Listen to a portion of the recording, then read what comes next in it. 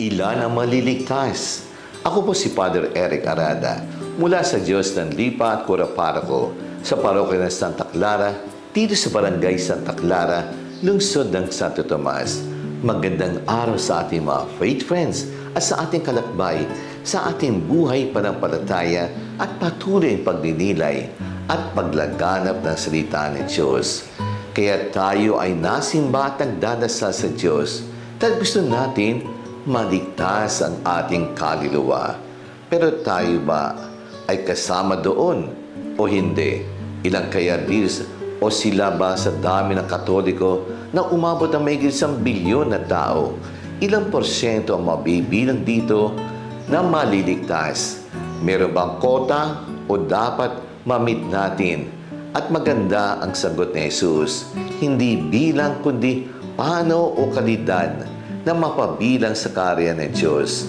Madalas ang tao ay magaling magkwenta o magbilang naturing sa tao o parang pera o isang bagay na halaga mo kung ano ang naipon mo o mag-aari mo.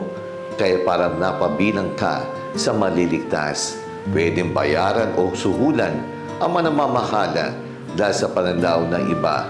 May katumbas ng pera ang bawat tao. Ang sagot ni Jesus ay, ang pintuan na dadaanan ay makipot. Ang kaligtasan na hindi madali. Sa estado ng moralidad ng tao, nawawala na ang pag-iingat para sa ating kaluluwa. Ang ganda ng laraw ni Jesus, makipot.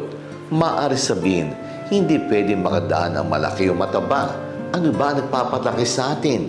Ano ba ang nagpapasama sa atin? Ang ating masamang ugali at asal.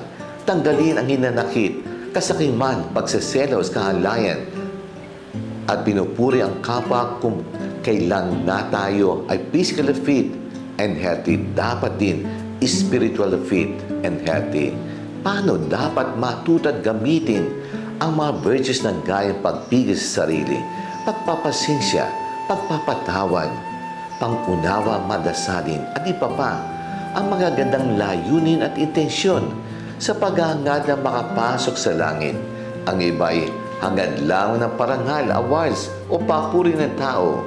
May isang anak na binigyan ng papal award ang ina.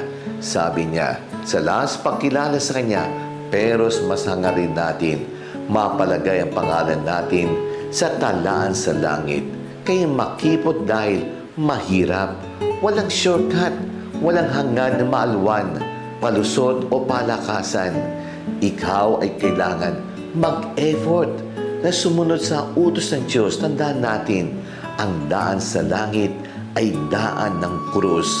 Ang daan ni Jesus, kaya ang mga pagsubok ng hamon ng buhay ay dapat nating yakapin.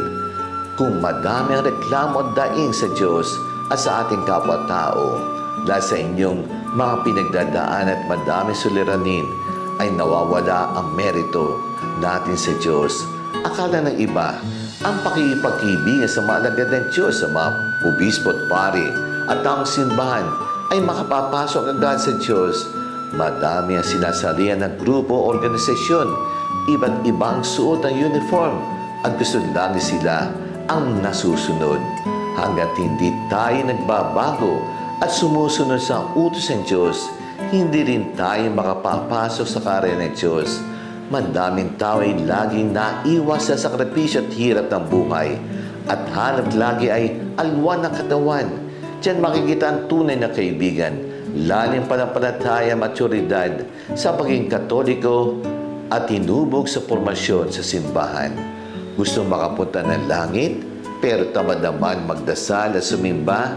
Sasabihin, walang oras sa Diyos at siguro naunawaan ng Diyos. Sana makita ang mga sakramento at mga panalangin ay daan ng biyaya ng Diyos na maaaring magpabago sa tao. Let us pray. Father, help me to pay attention and not drift through life casually, accepting the proper expectation of my family, culture, and church. Help me to reach out to you in confidence that you will help me find the narrow gate. Amen.